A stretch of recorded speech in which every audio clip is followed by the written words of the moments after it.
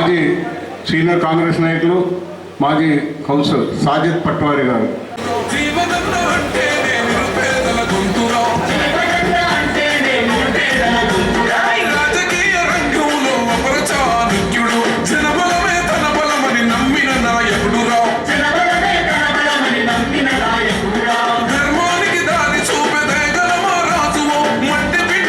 ఈ మధ్యనే మన పార్టీలో జరిగినటువంటి ప్రముఖ డాక్టర్ శైలేందర్ రెడ్డి గారిని, అదేవిధంగా ఒక వారం రోజుల క్రితం పెద్ద ఎత్తున ఇక్కడ బీడీ టేకర్స్ బీడీ కార్మికుల సమావేశం ఏర్పాటు చేసినటువంటి సోదరుడు వెంకన్న, గోరిపల్లి వెంకన్న అంటాం. దయచేసి ఎక్కడున్నా వేదిక రావాల్సిన కోరుతున్నాం.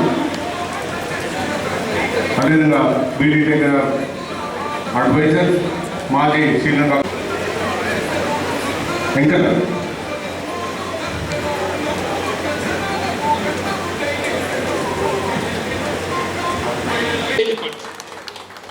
మా కమిషన్ ఏజెంట్ సమస్యలు ఉన్నాయి, ఠేకేదారుల సమస్యలు.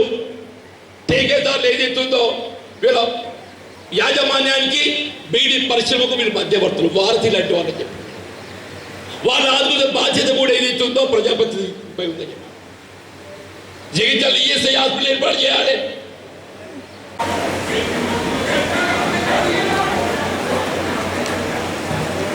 వచ్చే ఎన్నికల్లో జీవనన్న గెలుపుకు, కాంగ్రెస్ పార్టీ గెలుపుకు మరి ఏ రకమైన సూచనలు వార్డు వారీగా నెంబర్ 1 నుండి 48 వార్డు వరకు దయచేసి అందరూ కూడా సూచనలు ఇచ్చి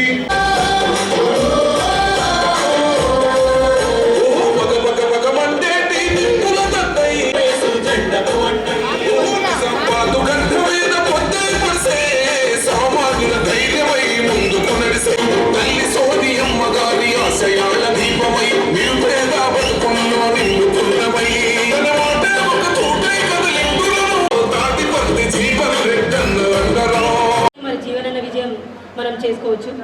ఎందుకంటే జీవనన్న కోసం ప్రతి ఒక్కరు ఒక కార్యకర్తలాగా, మనం ఏ పదవిలో ఉన్నా కూడా ప్రతి ఒక్కరు కార్యకర్తలాగా పనిచేయాలి. నేను కూడా మీకోసం, జీవనన్న కోసం నేను కూడా ఒక కార్యకర్తలాగా పనిచేస్తానని మీ అందరికీ నేను చెప్తున్నాను. మీతో పాటు మీరు ఎక్కడికి రమ్మన్నా, అక్క మీరు ఇక్కడికి రావాలి, మనకి ఇక్కడికి వెళ్ళాలి అంటే మీరు ఎక్కడికి రమ్మన్నా, ఏ టైంకి రమ్మన్నా నేను వచ్చి మీకోసం పనిచేస్తాను. జీవనాన్ని గెలిపించుకోవడమే మన అందరి లక్ష్యంగా. ఎందుకంటే మనం జగిత్యాల అభివృద్ధి చేసుకోవాలి అని అనుకుంటే మాత్రం ఖచ్చితంగా అందరూ జీవనాన్ని గెలిపించుకోవాలని అందరినీ పేరు పేరున ప్రతి ఒక్కరిని కోరుకుంటున్నాను. అంటే వాస్తవంగా ఇది కాంగ్రెస్ పార్టీకి కాకుండా నాకు కూడా వ్యక్తిగతంగా ఒక పరీక్ష సమయం లాంటిదని చెప్పండి. అంటే ఈ మాట ఎందుకు చెప్పాల్సి వస్తుందంటే, నా సుదీర్ఘ ప్రజా జీవితం 4 దశాబ్దాలు గడుస్తుందని చెప్పంటున్నాను.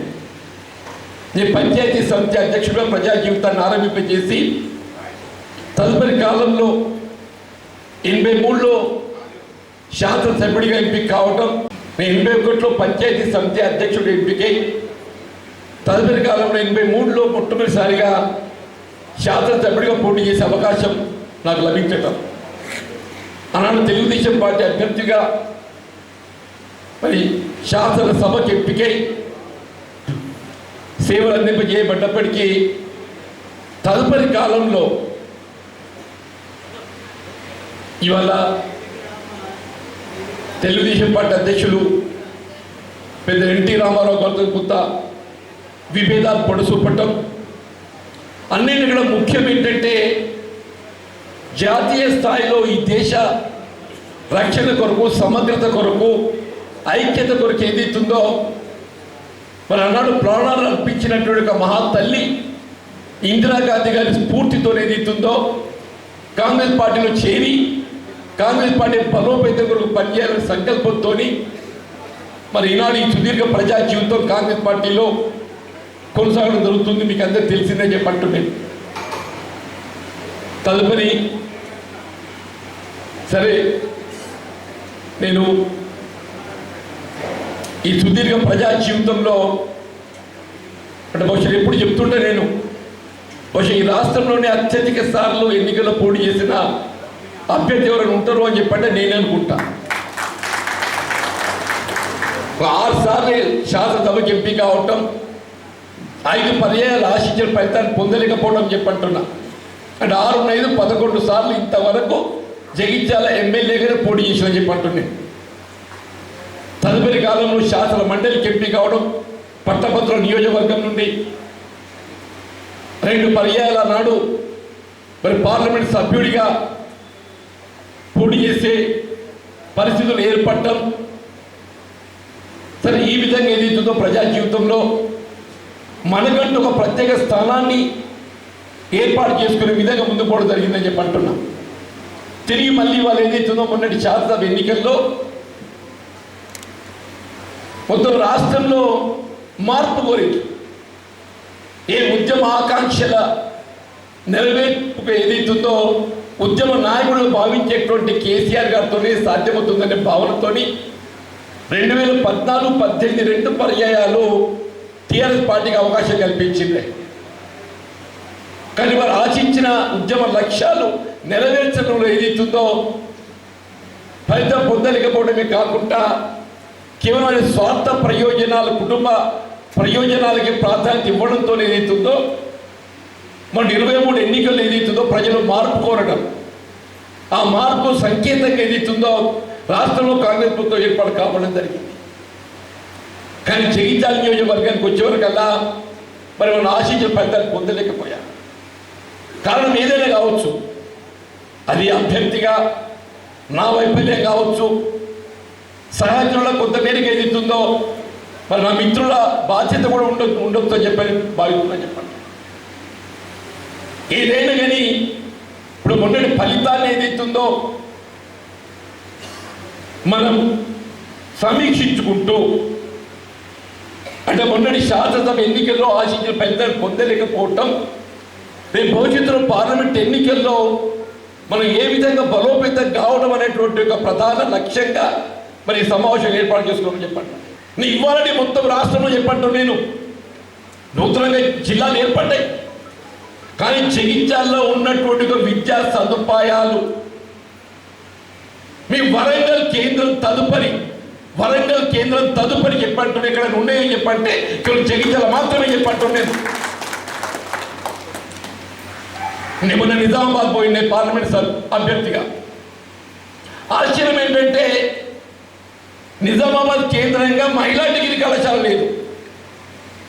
నిజామాబాద్ కేంద్రంగా మహిళా డిగ్రీ కళాశాల లేదు అని చెప్పంటూ నేను మన జగిత్యాలలో మహిళా డిగ్రీ కళాశాల మన ఇవాళ కాదు, 99-2000 ఏర్పాటు చేసుకోవాలని చెప్పి 98-2000 ఏర్పాటు చేసుకోవాలని చెప్పంటూ నేను నిజామాబాద్ కేంద్రంగా సాంకేతిక విద్యా కళాశాల ప్రభుత్వ పరంగా ఇంజనీరింగ్ కళాశాల లేదని చెప్పండి, ఇంజనీరింగ్ కళాశాల లేదని చెప్పండి.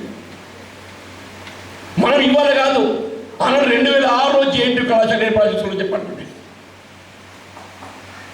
జగిత్యాల జిల్లా కేంద్రంగా రూపుదిద్దుకోవటం, ఇక్కడ మెడికల్ కళాశాల ఏర్పాటు చేసుకునే అవకాశం కూడా వచ్చిందని చెప్పండి మీరు. అని ఇవాళ వరంగల్తో మనం పోలిస్తే తెలంగాణ రాష్ట్రంలో రాష్ట్ర రాజధాని తదుపరి వరంగల్ తదుపరి ఎక్కడైనా విద్యా సదుపాయాలు మెరుగ్గా ఉన్నాయని చెప్పారంటే అది జగిత్యాల కేంద్రం ఎప్పుడు చెప్పక తప్పదని చెప్పంటుంది. ఇక రాముల వారు శ్రీరామచంద్ర ప్రభు అందరి వాడు అని చెప్పంటాడు. నేనేదో మొన్న ఆంజనేయ భక్తులు కలిస్తే శ్రీరామచంద్ర ప్రభు గురించి నాకున్నటువంటి ఒక అనుభవంతో ఏదైతుందో ధార్మికంగా కొన్ని ధర్మ సూక్తులు చేసిన మంచి మాటలు ఇలా సోషల్ మీడియా ఒకటి మోపైంది. వాళ్ళు ఏం పెడతారో ఏందో అలాగే తెలియాలి. జీవన్ రెడ్డికి ఇప్పుడు ఎందుకు వచ్చిందని చెప్పి కూడా పెట్టిండే దాన్ని. అది నేను మంచి చెప్తే కూడా పోయి మంచి చెప్పి ఇప్పటికైనా చెప్పాను అలాగే కదా. నేను అంటున్నా, నాకు ఇవ్వాలి కాదు నాయన, నేను పుట్టినాడు ఏదైతుందో హిందువులు ఇవ్వాలి కూడా హిందువులు, నా జీవితకాలం హిందువుగా నేను ఉంటా అని చెప్పంటూ నేను మీలాగే కాదు, స్వార్థ ప్రయోజనం కూడా కాదు. నాకు ఆశ్చర్యమే చెప్పంటున్నా. అరవింద్ గారు ఎప్పుడు హిందూ అయిందే?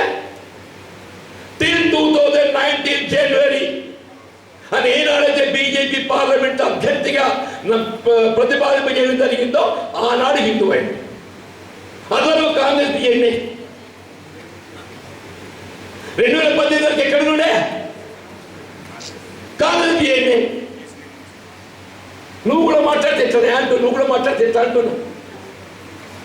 నాకు ఆశ్చర్యం ఉన్నది మాట్లాడుకుంటూ కూడా గిట్ట అదైతే నువ్వు ఎట్లా అంటున్నాను. దయచేసి ఎన్నికలు ఏదైతుందో ఇలా గెలుపోవడం సహజం అమ్మ అని చెప్పి అంటున్నాం. మనం ఒక పోరాటం ధర్మ పోరాటం చేస్తున్నామా? మనం చేసేది ధర్మ పోరాటం చేస్తున్నామని చెప్పి అంటున్నాను. ఈ ధర్మ పోరాటంలో మనం ధర్మానికి న్యాయానికి ఒక ప్రతీకగా ఏదైతుందో ఎన్నికల్లో పోరాటం చేయడం మన బాధ్యత అని చెప్పి అంటున్నాం. నేను ఇదే చేపల చర్చలు మాట్లాడు మిత్రులు అరవింద్ గారు. వీళ్ళ కరీంనగర్ దాకా ఇప్పుడు త్రేతాయుగంలో శ్రీరామచంద్ర ప్రభు అవతారమూర్తే. త్రేతాయుగంలో కలియుగంలో శ్రీరామచంద్ర ప్రభువు ప్రతిరూపం ఎవరు? వెంకటేశ్వర స్వామి అని చెప్పంటారు. ఆ వెంకటేశ్వర స్వామిని సందర్శించుకుంటానికి కరీంనగర్కి వెళ్ళి ఏదైతుందో మన తిరుపతికి రైలు ఉన్నదా? మరి కరీంనగర్ తిరుపతికి ఉన్న రైలు ఏదైతుందో జగిత్యాల కోరుట్ల మెట్టుపల్లి ఆర్మూరు నిజామాబాద్ పొడిగించంటే నేను ఈ మాట అంటే మా మిత్రుడు అరవింద్ ఇప్పుడు చెప్తికి వచ్చింది. నిన్న చెప్తుడు చేప చర్చలా నిజమే తిరుపతికి రైలు ఉండాలి, నన్ను గెలిపి నేను తిరుపతికి రైలు పొడిగిస్తా అని చెప్పి. నీకు ఇచ్చిన 5 సంవత్సరాల కాల పరిధి ముగిసింది. నీకు ఇచ్చిన 5 సంవత్సరాల కాల పరిధి ముగిసింది.